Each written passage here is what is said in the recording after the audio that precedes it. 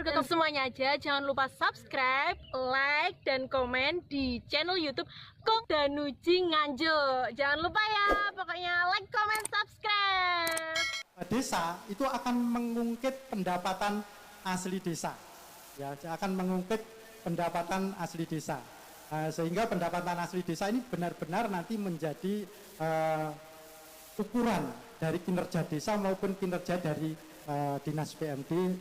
Intinya pemerintah daerah Sidoarjo sangat support terhadap PADES nantinya seperti itu. Terima kasih, ini yang kami sampaikan. Mohon maaf apabila ada kekurangan. Saya akhiri, ihdinas siratal mustaqim. Assalamualaikum warahmatullahi wabarakatuh. Waalaikumsalam warahmatullahi wabarakatuh. Baik, sesi presentasi sudah selesai. Kami persilahkan tim evaluator untuk melakukan sesi tanya jawab. Pak, apa tadi? Pak Probo Sutejo. Nah, nama Probo itu orang kaya-kaya, Pak. Probo Agus Sunarno Esos MA. Itu STBDN ya. Jalan. Oke, baik. Ya, Bro. Ini, Bro. Pak, ini saya sangat berkepentingan, Pak. Ya mungkin bukan saya, tapi juga teman-teman lain di perguruan tinggi ya. Tentang bagaimanakah kita bisa betul-betul membuat pemberdayaan masyarakat dan desa ini menjadi sesuatu yang real gitu ya. Tidak sekedar program-program itu yang akhirnya menyentuh pada hanya aspek kelembagaan. Ya? Jadi itu permasalahannya. Karena apa? Ternyata masyarakat desa kita itu, ini kembali kalau ngomong saya pemetaan ya, itu berbeda-beda karakteristiknya. Ya, kriterianya dan sifat-sifat yang ada di desa itu berbeda-beda tergantung demografisnya dan sebagainya, termasuk geografisnya. Ya. Kira-kira ada enggak Pak program yang Bapak kembangkan itu berbasis kewilayahan? Jadi tidak ada, ya kalau seragam kan sesuai dengan ketentuan ya, tapi enggak ada sesuatu yang mempertimbangkan spesifik kondisi lingkungan setempat. Artinya Bapak dan teman-teman di dinas itu punya satu informasi ya, database gitu ya, atau satu peta ya, yang dari satu peta itu bisa dikembangkan program-program yang spesifik. Misalnya gini Pak, oke, BUMDes kan semuanya, tapi ada BUMDes yang tadi berhasil, ada yang tidak berhasil, ada yang bagaimana, ada yang belum punya bahkan. Itu tentu ada latar belakang yang melandasi mereka itu bisa berhasil, bisa tidak berhasil, atau bahkan belum ada. Itu. Ada enggak info seperti itu Pak? Mungkin bisa langsung dijawab. Terima kasih Profesor Yusuf. Untuk program yang saat ini memang belum ada yang kita lakukan tentang hal tersebut. Belum ada. Belum ada. Ya, sudah cukup kalau gitu. Artinya Bapak punya komitmen enggak untuk memetakan potensi desa masing-masing sehingga nanti BUMDesnya itu tidak sembarang BUMDes gitu Pak? Harus Prof. Ini tadi sudah kami sampaikan, ini harus. Nanti kami programkan, Prof. Karena memang sebetulnya di desa itu ada yang belum tersentuh, antara lain adalah BUMDesma, kawasan. Jadi kan ada yang ini yang seperti pertanian, nanti sama-sama pertanian, BUMDesmanya temanya pertanian, industri temanya industri, itu belum tergarap itu. Ya. Itu Pak maksud saya. Jadi nanti Bapak bisa lebih mudah lagi optimalisasinya. Artinya orang itu, wilayah itu bisa disentuh dengan program yang sesuai dengan kondisinya. Betul. Kayak saya Pak ya, Yes. saya Prof Seger, terus Prof Bagong, enggak tahu kok Bu Sekda ya. Dipaksa dikei duit pirang miliar, dikon pira usaha, gak iso Pak. Ya, tapi kayak no duit sak repis ya kon ngajar, langsung Pak tak garap Pak. Itu ya, karena genetik kami adalah ngajar gitu. Pendidikan tinggi gitu ya. Iku kon berusaha, kayak no duit 5 miliar hilang Pak. 5 miliar itu ditukokno omah meneh Pak ya. Itu. Jadi itu Pak maksud saya. Mohon izin menyampaikan. Sepakat. Gimana? Sangat Pak. Saya izinkan, monggo. Menyampaikan tadi kami sudah sampaikan tingkat pendidikannya sebenarnya relatif bagus. Dari ukuran tadi banyak yang pasca sarjana, kemudian sarjananya banyak gitu ya. Padahal minimalnya kades itu SMP, perangkat itu SMA, SMU. Tingkat pendidikannya bagus, tetapi PADES-nya rendah. Artinya tingkat pendidikan itu belum mencerminkan karena orang belum ke kliknya di ekonomi. Nah ini perlu perlu untuk menghidupkan BUMDes ini memang perlu kerja keras. Oke. Karena ini harus bekerja sama dengan universitas atau pihak yang berkompeten agar desa itu mempunyai wawasan. Oh, saya harus usaha ini untuk meningkatkan PADes. Itu belum mengembang semua. Yang baru jalan 114. Yang sisanya dari 114 itu belum.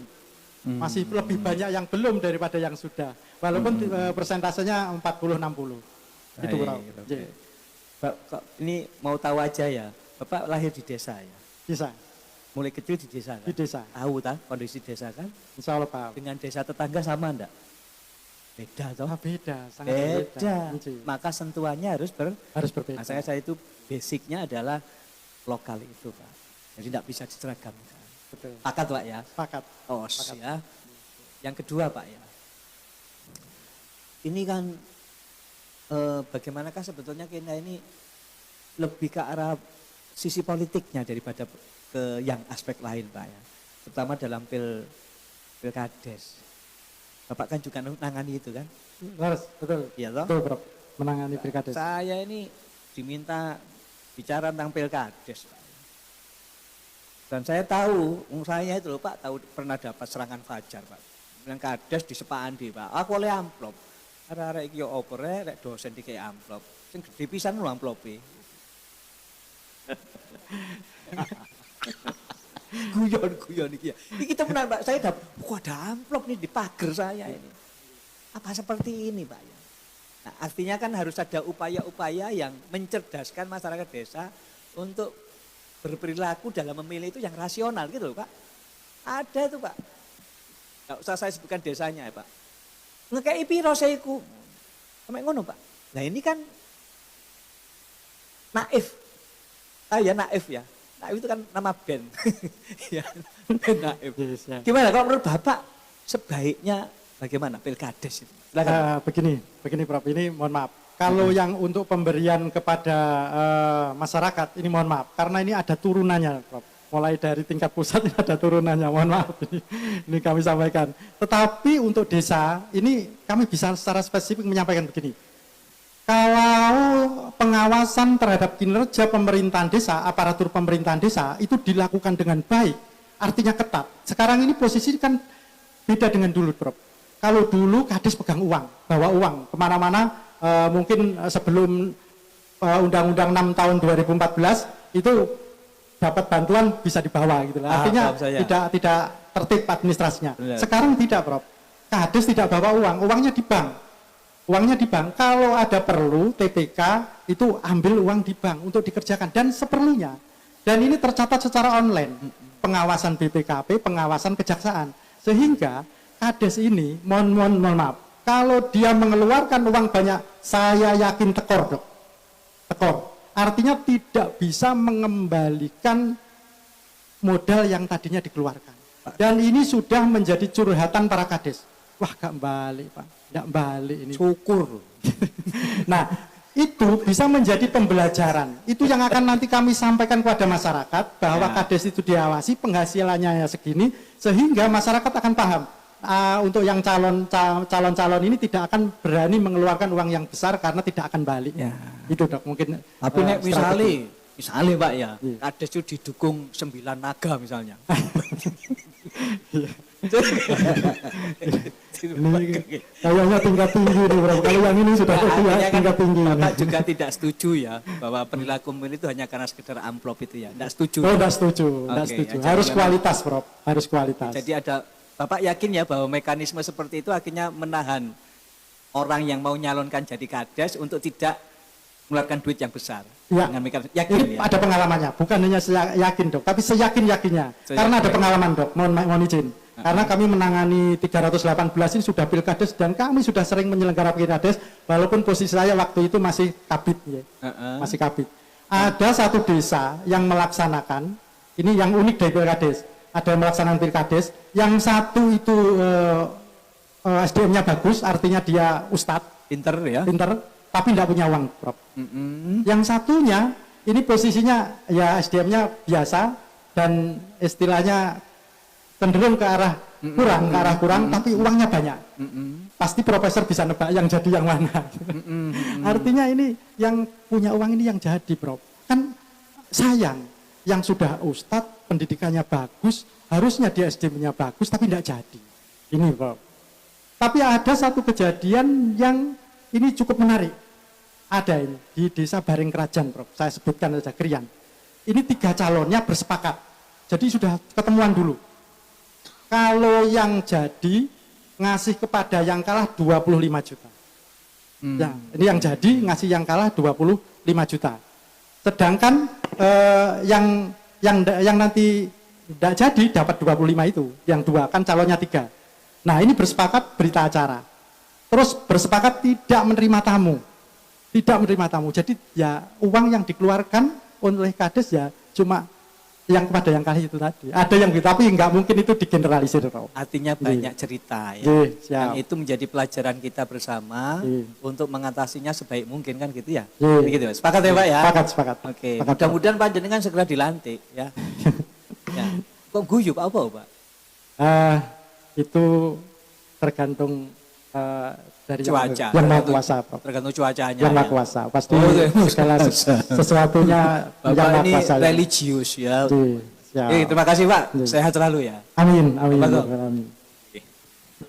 Ya Pak Probo, saya sedikit saja ya. Siap, Pak Agung. Pemberdayaan, saya kebetulan mengajar mata kuliah pemberdayaan. Paham. Jadi pemberdayaan itu secara substansial pengertiannya kan memutus mata rantai ketergantungan. Di orang yang diberdayakan, Pak Yusuf sudah bicara pemberdayaan desanya ya, saya pemberdayaan masyarakatnya. Jadi kalau memberdayakan masyarakat itu memutus mata rantai ketergantungan masyarakat dari apa misalnya ekonomi, dari keberadaan rentenir misalnya. Itu kalau apa dari aspek budaya itu memutus mata rantai dari pengaruh komersialisasi dan perilaku konsumtif yang biasanya masuk lewat media sosial atau TV misalnya. Jadi, nah apa yang mau diputus saya belum melihat dari program yang disampaikan oleh Pak Probo ya. Tentu tidak semua harus di cover ya. Tapi paling tidak Pak Probo punya sesuatu yang diprioritaskan akan diputus ketergantungannya. Dan itu tercermin dari tagline-nya. Misalnya ya, Pak Probo bisa memastikan orang desa tidak terpengaruh oleh bank didil misalnya. Itu sudah prestasi Pak. Di mana-mana desa itu mesti bank didil banyak beroperasi ya, belum lagi pinjol ya. Bank didil saja sudah begitu merepotkan. Pak Probo berhasil membersihkan desa dari pengaruh bank didil, itu sudah kemajuan luar biasa. Tapi itu tentu harus harus terumuskan di dalam program yang tertulis sehingga menjadi komitmen yang tertulis juga dari Dinas Pemberdayaan Masyarakat Desa dan masyarakat dan desa ini. Itu saran saja Siap, Profesor Bagong. Direnungkan. Siap. Matur nuwun. Mohon izin, Prof.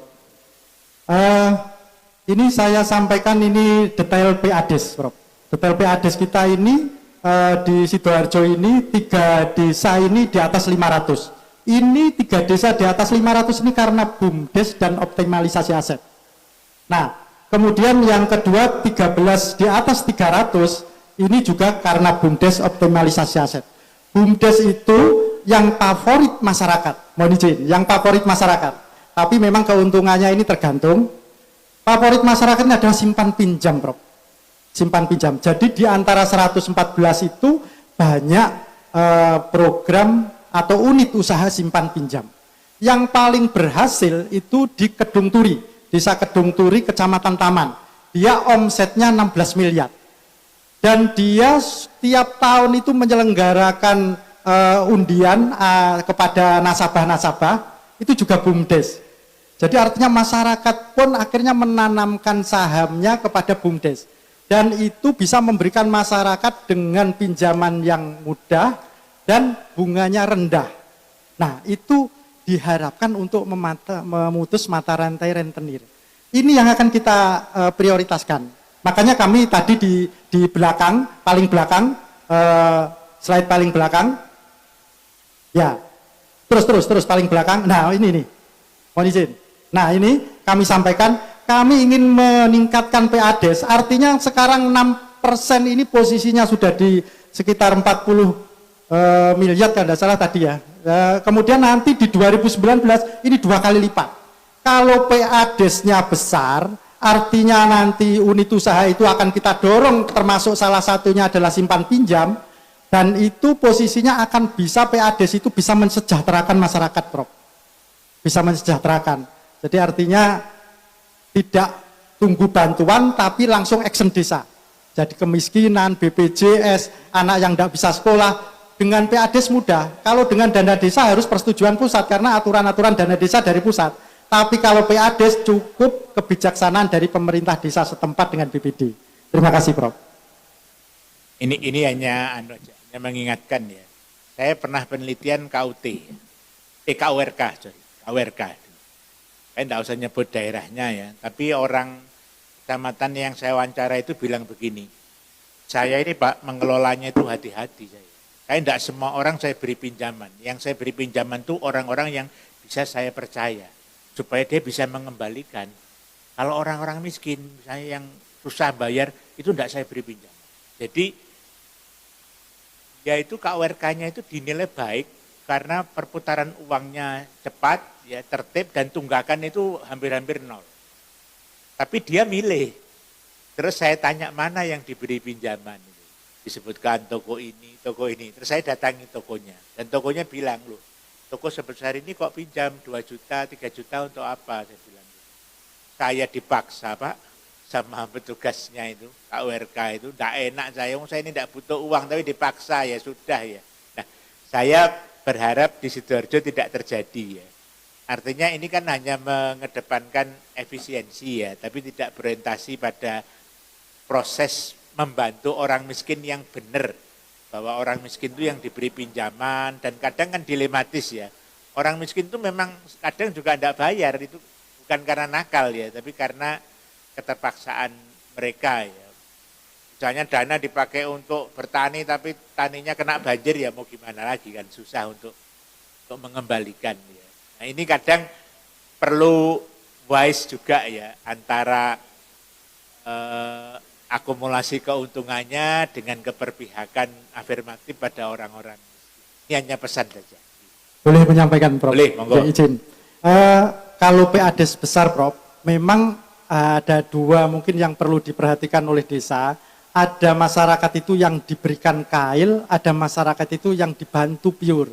Artinya terhadap mereka yang masih bisa berusaha, itu tadi adalah permodalan.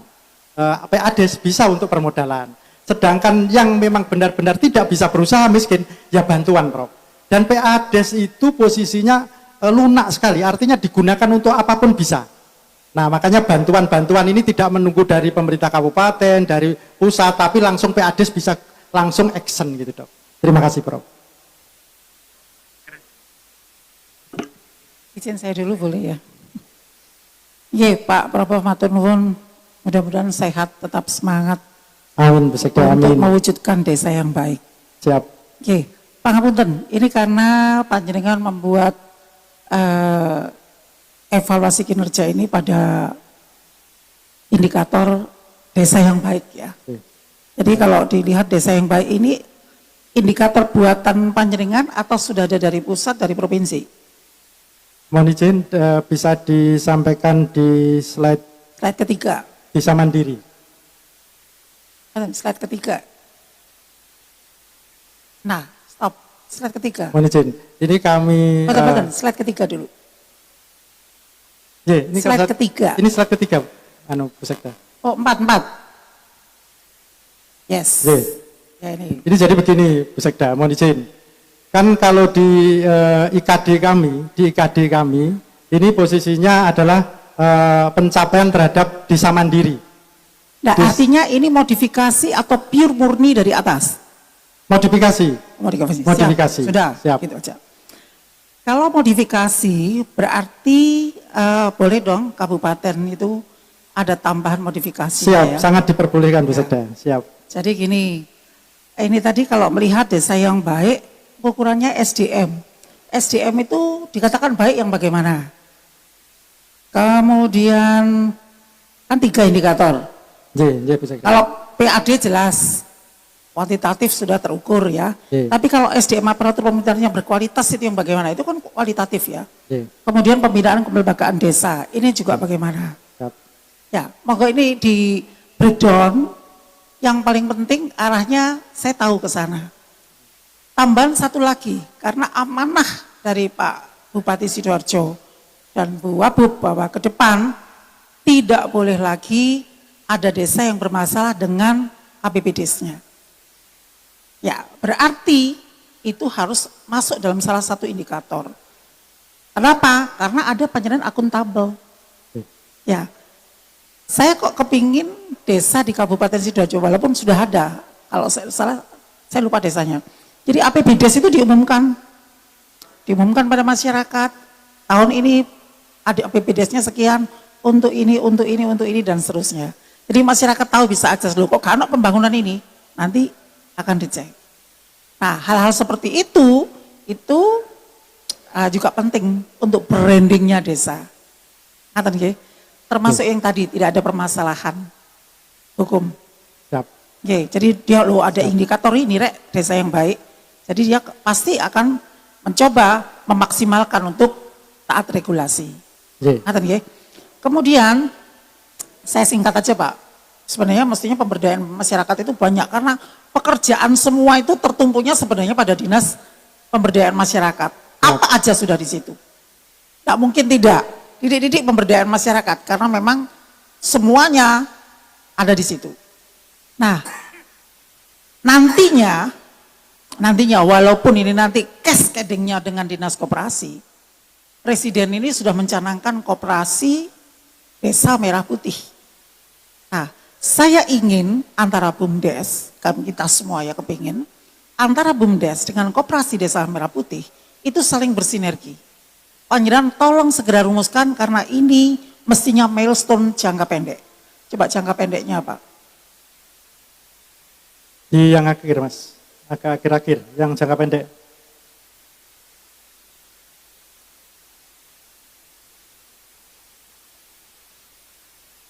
Nah, jangka pendek ini harus masuk. Nggak tahu nanti apanya itu harus masuk, kesiapannya harus masuk. Karena kalau panjenengan nanti BUMDes panjenengan kuati tiba-tiba program yang sudah harus dilakukan dengan koperasi Desa Merah Putih, nanti kalau tidak match malah tadi gegeran. Yap. Jadi panjenengan harus membuat milestone ini di awal. Ye. Gitu ya? Ye. Sanggup ya? Sanggup. Ye, Sanggup. matur nuwun. Ye. Matur nuwun Pak Popo. Boleh Mudah-mudahan kami sampaikan Bu Sekda? Ye, monggo. Ye, terima kasih. Yang pertama SDM yang baik, mohon izin slide nomor 8. Nah ini dari data tadi kami sudah sampaikan Bu Sekda, belum melakukan kajian dengan pihak berkompeten. Tapi ini insya Allah nanti kita akan melakukan kajian bersama pihak yang berkompeten, perguruan tinggi misalnya, untuk mengkaji kualitas tentang kualitas SDM. Jadi yang pertama sudah kami sampaikan ini. Artinya SDM yang baik itu seperti apa ini memang yang harus kita perbaiki. Ada indikatornya enggak ini? Tadi belum ada. Nanti Sudah. masih akan melakukan. Apa-apa. Makanya yang kami jadikan. Ya, yang penting ini konsep ya, bukan harga mati ya. Siap. Karena kalau ini sangat kalau ukurnya masih belum jelas. Jadi harus jelas dulu gitu ya. Karena pendidikan sekian itu hitungannya bagaimana gitu. Ini Gitu, harus tak apa-apa. detail. Kalau belum paten enggak apa-apa. Terus kemudian yang koperasi Merah Putih memang kemarin mau kami masukkan, tetapi memang juklak koperasi Merah Putih ini belum turun dengan jelas ke arah mana itu belum turun. Tetapi kami sudah punya sebagian, tetapi masih belum bisa memotret secara keseluruhan arah tujuannya seperti apa.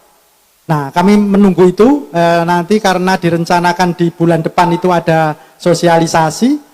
Sebetulnya rencananya Maret sosialisasi, tapi sampai saat ini sudah ada edarannya yang baru masuk, tetapi nanti perencanaan konkretnya itu yang belum.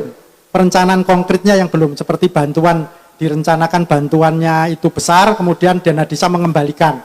Itu belum kami terima, sehingga kami belum masukkan konsep, mengingat waktu tayang kita cuma 15 menit Bu Sekda. Nah, tetapi saran Bu Sekda ini luar biasa. Nanti harus memang betul, harus ada konektivitas antara Koperasi Merah Putih ini dengan BUMDes. Kalau tidak nanti malah desa akan kesulitan. Siap Bu Sekda. Nggih, siap. Sekaligus ya Pak, Nggih.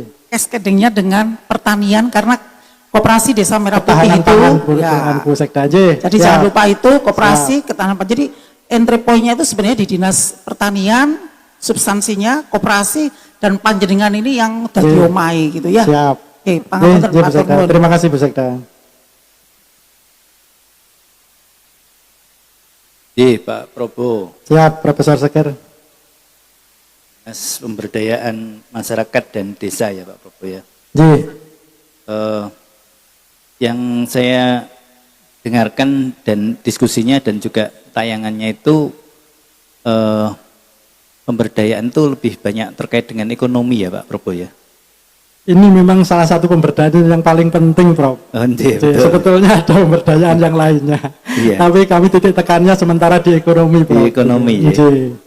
Kalau yang lainnya apa Pak Probo? Pemberdayaan yang lainnya itu sebetulnya adalah bagaimana agar masyarakat itu, terutama mungkin melalui kelembagaan desa, itu mempunyai keterampilan, kemudian juga hal-hal sosial lainnya. Kami salah satu yang kami lakukan di pemberdayaan itu lomba RT, Prof. Tapi tidak kami sajikan. Di lomba RT itu kami mengadakan lomba, salah satunya adalah jimpitan, melestarikan budaya jimpitan RT. Dan itu tahun kemarin 2024 itu terkumpul jimpitan itu sekitar 15 miliar dari masyarakat. Ada datanya, Prof. Itu. Nah, itu pemberdayaan semacam itu, Prof. Jadi sudah dipikirkan sebenarnya pemberdayaan. Ampun, cuma Ya, karena baik. waktu kami yang Baik. titik tekannya di ekonomi, Prof. Baik, Iya. baik, Pak Probo.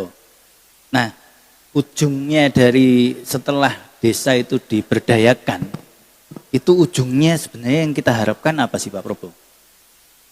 Kalau mohon izin, pemerintahan desanya dulu, Prof. Pemerintahan desa dan lingkup di pemerintahan desa dioptimalkan, ujungnya nanti masyarakat sejahtera, Prof. Arahnya ke sana. Sejahtera. Masyarakatnya artinya pendapatannya bagus, kemudian tidak kesulitan, kemudian juga posisinya aman, sejahtera, begitu, Prof. Ujungnya ke sana. Iya, sejahtera itu dalam pengertian apa?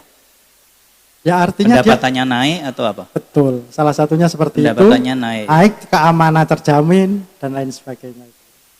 Iya, ya kita perspektifnya masih ekonomi ya Pak Probo ya. Saya ini tidak salah gitu ya, tidak salah. Ya. Tapi saya mau mengajak Pak Probo dan teman-teman yang bergerak di bidang ini untuk juga melihat perspektif tambahannya itu. Ini tidak salah ya, perspektif tambahan. Ini kalau menurut saya Pak Probo ya, yang lahir di desa, saya lahirnya di desa Sama, Dok. Purwosari masih jauh ke desa itu. Jadi memang desa sekali. Yang mungkin agak berbeda dengan desa-desa di Sidoarjo yang banyak sekali berhimpitan dengan Kota, Dok. kota ya. Iya. Berhimpitan dengan kota dan kota-kota apa jalan-jalan besar ya. Kalau tempat saya kan desa sekali. Menurut saya perlu juga ada wacana pembangunan desa yang ujungnya, tujuannya itu adalah membuat desa itu menjadi tempat tinggal yang nyaman. Nyaman. Ya, yang menyenangkan, yang mensejahterakan, syukur-syukur ya. Nah, setelah ini tujuannya Pak Probo tadi tercapai dengan pendapatannya yang besar, itu harus kemudian ditujukan untuk itu, gitu. Ditujukan untuk itu. Jangan sampai kemudian setelah pendapatannya besar, lalu justru desa itu lalu tidak menjadi desa yang nyaman gitu, karena mungkin pembangunannya sembarangan, bangunan fisiknya sembarangan gitu ya, atau bahkan mungkin ada konflik malahan gitu ya. Jadi membangun itu kan membuat orang tadi kalau sejahtera dalam pengertian tidak hanya finansial, tapi Nyaman. juga psikologis itu juga nyaman gitu. Nah, apakah itu juga jadi bidangnya Pak Probo atau enggak gitu? Tapi mestinya Pak Probo bisa berkoordinasi dengan OPD-OPD yang lain untuk supaya pembangunan desa ini jangan sampai kemudian membuat tidak nyaman justru. Gimana Pak Probo? Terima kasih. Ini luar biasa, Prof. Mohon izin. Ini sepertinya, Prof. Ini jangka panjang, Prof. Jangka panjang. Kenapa? saya sampaikan karena posisi Sidoarjo ini berhimpitan dengan Surabaya. Artinya tatanan kota ini sudah desa tapi tatanannya kota. Penduduk jumlahnya besar. Mohon izin, ini untuk yang desa Tropodo, Kecamatan Waru, Prof. Ini jumlah penduduknya sudah 16.000. 16.000, padahal ada desa yang masih posisi di desa, ini posisinya jumlahnya tidak sampai 2.000. Nah, artinya pengaruh eksternal ini luar biasa. Selain pengaruh eksternal, sekarang ini ada pinjol, judol, dan lain sebagainya. Menciptakan suatu desa yang nyaman, ini jauh, artinya harus ekonominya bagus dulu, keamanannya bagus, kemudian kenyamanan tercapai. Tetapi kalau kenyamanan dulu, ekonominya pasti tidak nyaman, Bro. Jadi artinya ini memang mungkin adalah tujuan yang akhir yang harus dicapai. Kenyamanan di desa ini tujuan yang akhir yang harus dicapai.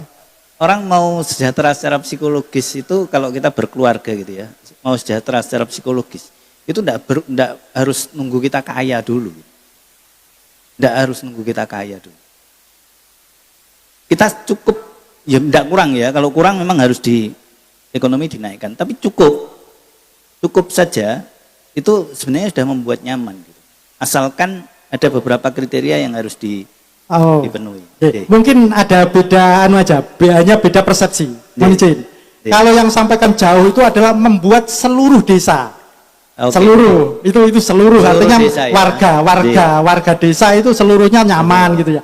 Tetapi kalau parsial artinya di desa itu ada yang sudah cukup menikmati ya itu sudah banyak di Sidoarjo, Bro, mungkin begitu. Tetapi tidak bisa keseluruhan warga desa karena masih di sana ada yang membutuhkan secara ekonomi dan lain sebagainya. Mungkin begitu. Iya, betul. Pasti masih ada masyarakat yang butuh bantuan dia.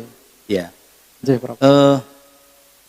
Nah, maksud saya Pak Probo, indikator untuk membangun desa atau memberdayakan desa itu sebaiknya juga dicari indikator-indikator yang di luar ekonomi. Ya, sehingga nanti perangkat desa pun fokusnya tidak hanya ngejar ekonomi seperti yang tadi Prof Bagong sampaikan gitu.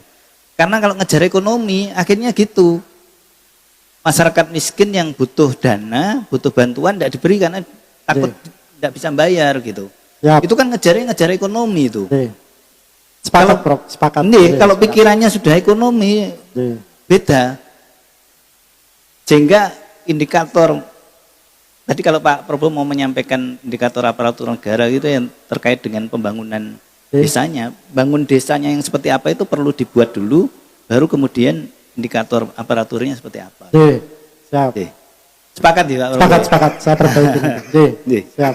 Supaya kita tidak hanya ekonomi aja gitu Pak Probo. Siap, Prof. Siap. Itu.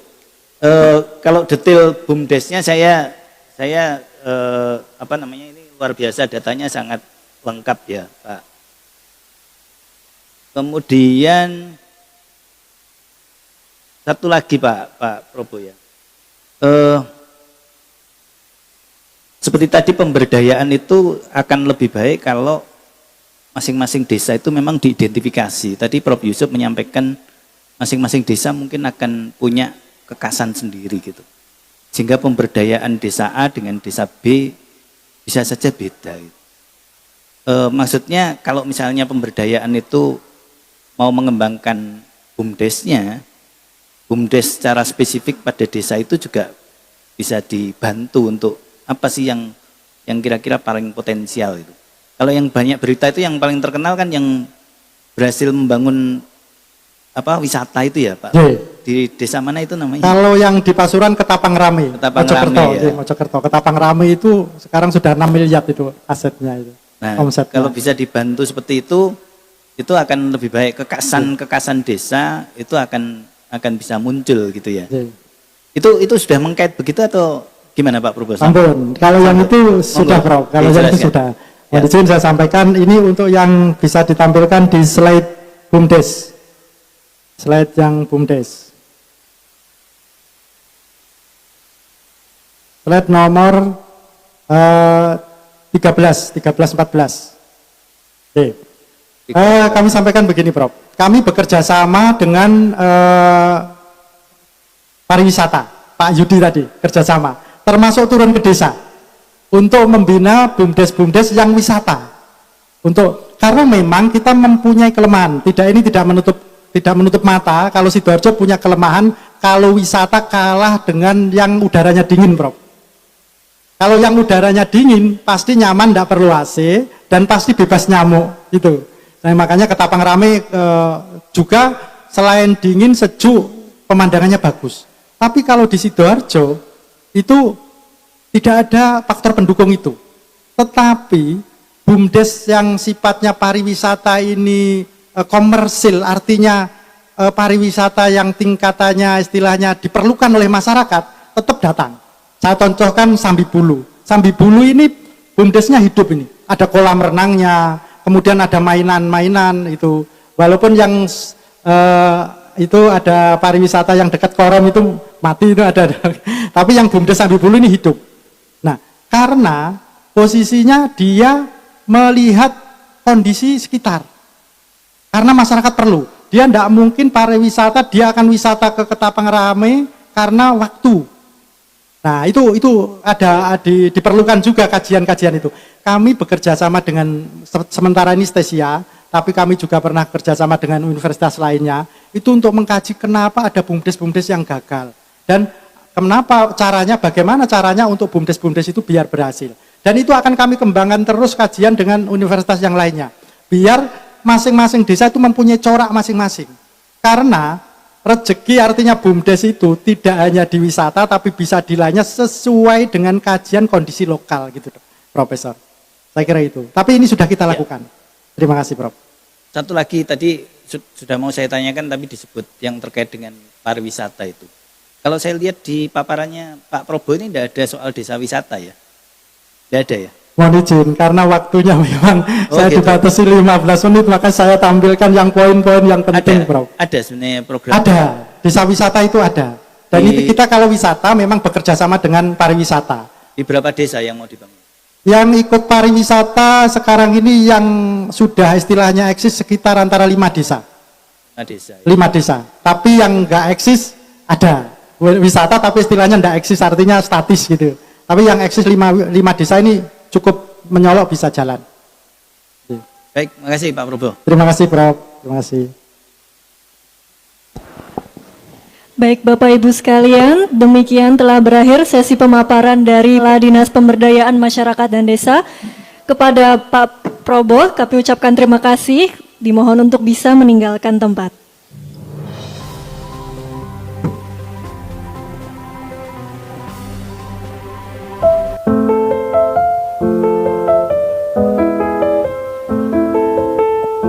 Jangan lupa subscribe, like, dan komen di channel YouTube Kong Danujing. Jangan lupa ya, pokoknya like, komen,